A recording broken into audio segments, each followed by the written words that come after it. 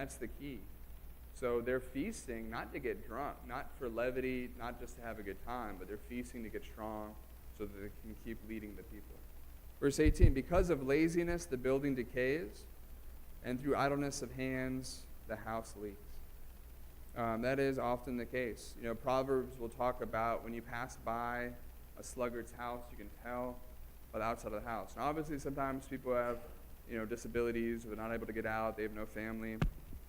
But a lot of times, especially in this culture, if your building's crumbling and your roof is leaking, you're aware of the problem, and you're unwilling to do what you need to do to fix it.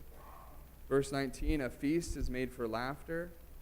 Now this, commentaries will say that Solomon is giving the fool's mindset here. A feast is made for laughter, and wine makes merry, but money answers everything. And we know that that's not true. But this is, the mindset of the fool. So again, they're more, instead of working on their house or whatever they need to work on, they're more concerned with feasting, getting drunk, and, I've got money, I don't need to do what's right. All right, lots of stuff there. Last section here, this is verse 20, the wisdom of cautious speech. Do not curse the king, even in your thought. Do not curse the rich, even in your bedroom.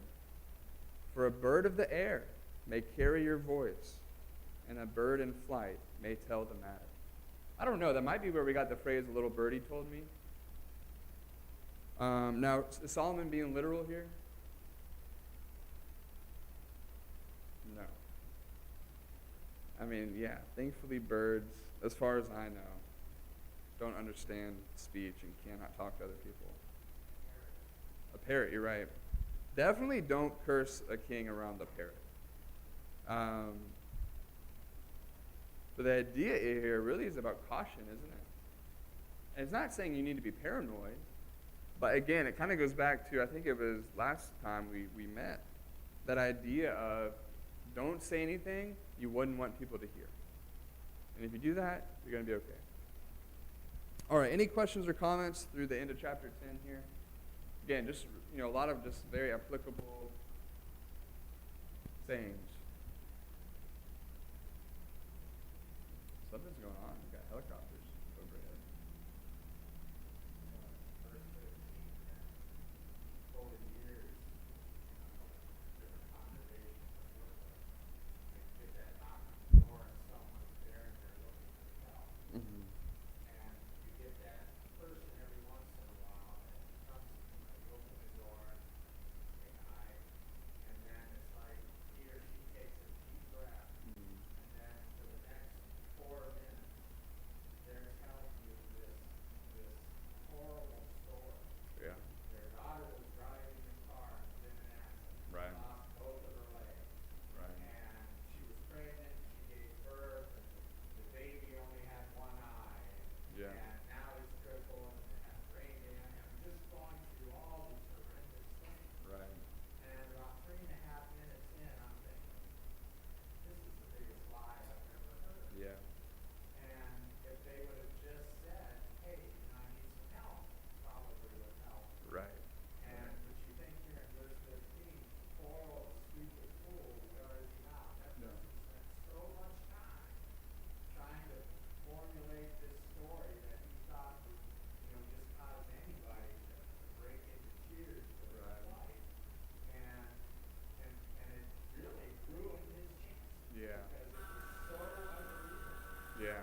And then, maybe even worse, someone different would come up maybe a year later and tell me the same story. Right. Right. Yeah. Which sort of vindicated me because, someone asked me, what should I help and should I not? Yeah. For sure. But, people spend a whole lot of time Mm-hmm. when it would just be much easier, like Solomon says, he doesn't even know the way to the city. There's a right way to do something. Yeah. There's an easier way. Right. But you're going to waste all this energy, all this time. On the foolish way. Yeah. I always think about, too, when we were doing the jail ministry and I would go with Jim, these guys who were in jail, I mean, all of them were like MacGyver. And you couldn't bring anything in because they would take what you brought in and turn it into a gun or a tattoo machine or, just like a pen and a paper clip and a piece of paper. And it's like, if you just apply that ingenuity and that creativity and that drive outside of these bars on good things, you could change the world. But sometimes we just focus that energy on things that aren't wise. When I was down in Belgrade, they had a room where they had all these things that was made. Yeah. If I remember right, one of the inmates had some popsicles that had made his body long. I mean, it was Yeah. beautiful. Yeah. It's not people that are in there that are unintelligent. Right. It's just they use their intelligence in Right. an unlawful way. Yeah. The Exactly. foolish way. This is the easy way. Exactly. And that's why we do that.